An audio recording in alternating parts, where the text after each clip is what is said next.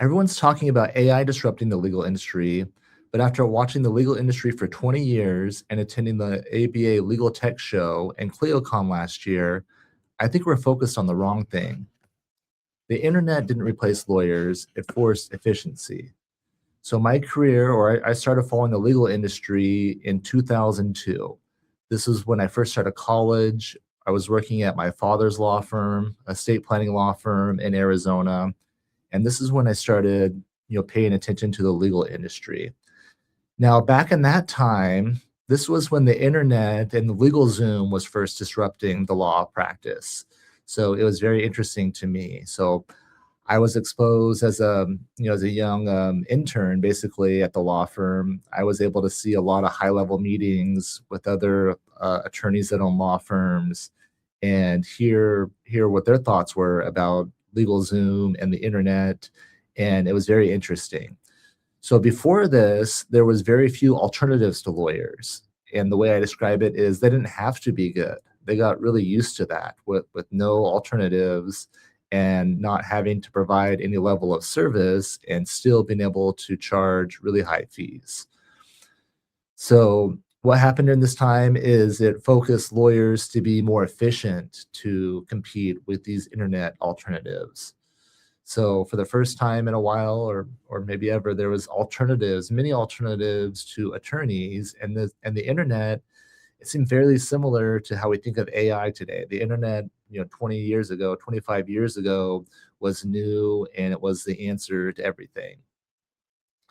So the way the internet era changed the practice of law is now information is freely available to clients, so they can do more research before calling, and the shopping becomes more normal for attorneys. So the internet didn't just add information; it introduced alternatives. So LegalZoom, Rocket Lawyer, both of those were backed by large budgets, huge companies. And I remember a lot of attorneys were really scared about this, really scared and uncertain about the certainty or where the legal profession was going to go.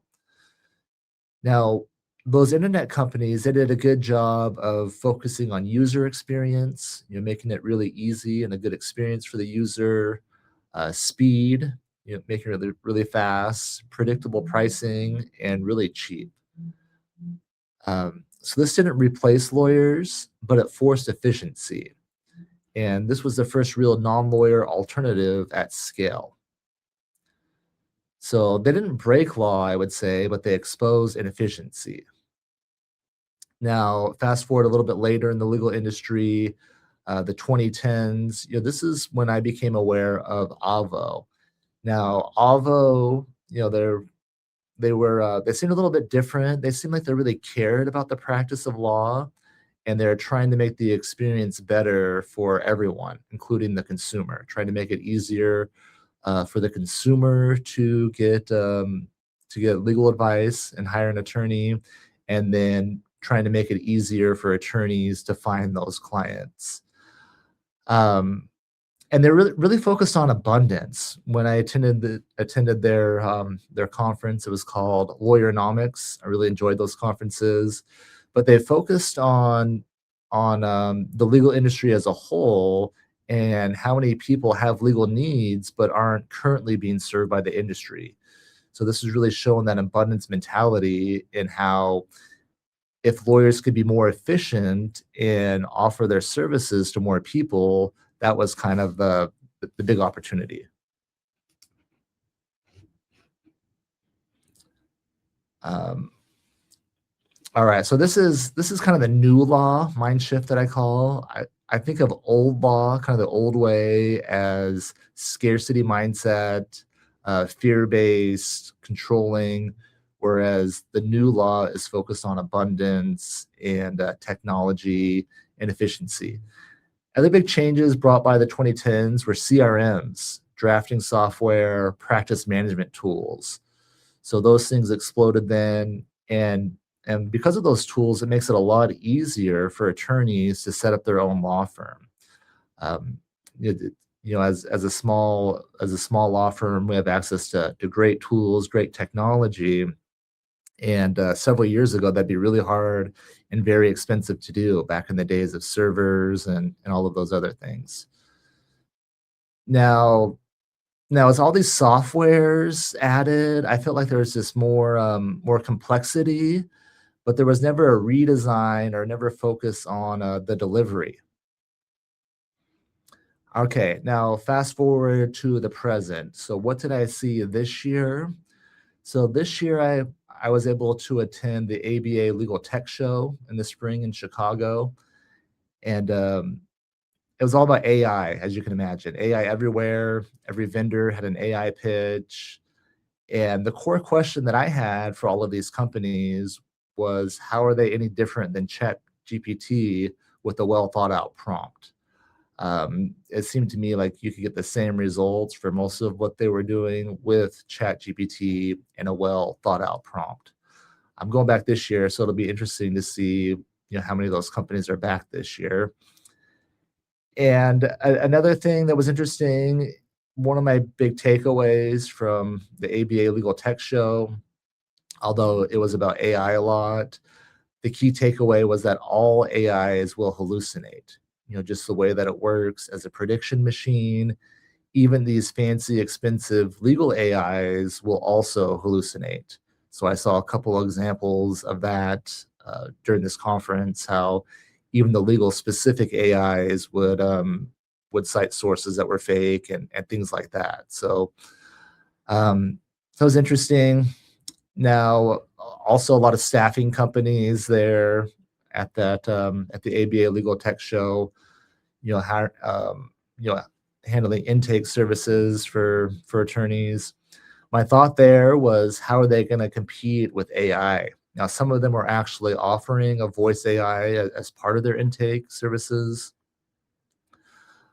Other interesting things.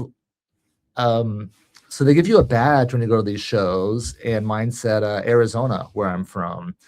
And this got a lot of attention. I found that people were very aware of our laws in Arizona that allow non-attorneys to own law firms and that allow for the sharing of legal fees with non-attorneys. Utah also has some similar laws. So it was very apparent to me that the legal investors at the show were very aware of these new laws in Arizona. Other things that happened at the ABA Legal Tech Show, I had a fun run-in with Wealth Counsel. I was this was the vest I wore, and I had a shirt with some things down the side. I posted about it on Facebook, and at that time, I was offering a Wealth Counsel Relief Scholarship. The reason for that was just a fun way to attract other estate planning attorneys, and I was just trying to get the attention of other estate planners while I was at that show, so I could talk with them. The outfit worked well, got a lot of attention, including the attention of Wealth Counsel. So I was walking through the hallway, the exhibit hall, and two people stopped me, and I thought they were just complimenting my outfit, but it turns out they were actually from Wealth Counsel. And at first they were said that they're glad they caught me and they wanted to talk to me before there was an issue, and they said they were gonna send me a letter. So I was like, "Ooh, what would this letter say?" That's funny. Tell me more about what this letter would say. Did I do anything wrong? And they admitted I didn't do anything wrong, but they just didn't like that I was using their name. So it was interesting to get their attention. Kind of fun.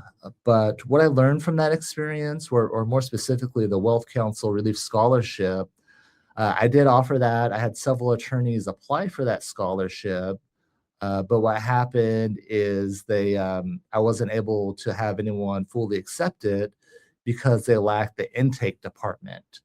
So a big process, a big part of the Mont legal system is not just the software, it's our processes and procedures. So specifically, like before they meet with the attorney, we like them to fill out that personal inventory first. So it's really hard to do this if the attorney is answering the phones themselves, or if they don't have a well-trained intake person to run this procedure. So after this, it taught me to lean more into the practice management company. It's not enough just to provide the tools for attorneys. We actually need to do the intake for them. All right. I also had the opportunity to attend the Clio Cloud Conference in Boston this October. I've gone to this conference several times before in the past. Now, this one, again, was all about AI.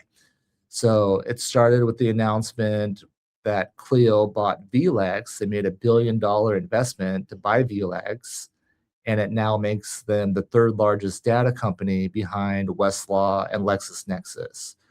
So their big claim was that with better data, they're going to have better AI. So this was interesting to me. So they're claiming that because of the better data, it's going to reduce or eliminate hallucinations. So I thought this was in contrast to what I just learned a few months earlier in Chicago at the ABA Legal Tech Show, where no matter how good AI is, it still hallucinates. Um, but anyways, that was part of the big claim there at the Clio conference. What was interesting as well about the Clio conference is who was not there. Wealth Counselor was not there, and there was no estate planning companies, no direct estate planning related services or companies were in attendance. A lot of the conference was about Clio Draft, their new drafting platform. I guess Clio's had it for a couple of years, but they really rolled it out this year at this conference. So I saw that it was a topic. There was lots of talks on it. 13% or just under 13% to be exact. I crunched all the numbers. So since it was offered so much as a topic, I decided I should go and see what's going on. I went with an open mind, open mind with the fact that even though I spent a lot of money and a lot of time developing the Mont legal drafting software, if there's a better approach and a better way, I'm all about that. I was happy to learn that Clio Draft, although very powerful, is very complex and confusing. It requires a lot of setup, and it's still not focused on the user experience like the Clio or like the Mont Legal software is that I designed. So very powerful software, but again, no thought to the client experience, I feel like, and it still requires someone like a paralegal to input all of the drafting instructions. So that was some of the biggest difference there. Um, okay, let's see here. What other points I want to touch on? Um,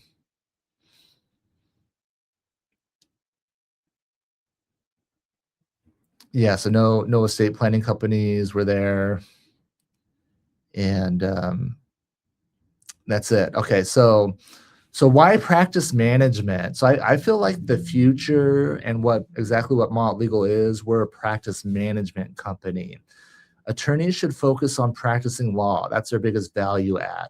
So to keep attorneys practicing law, I believe the solution to that is a practice management company. So software alone isn't the solution. You also need systems and then humans to run those systems.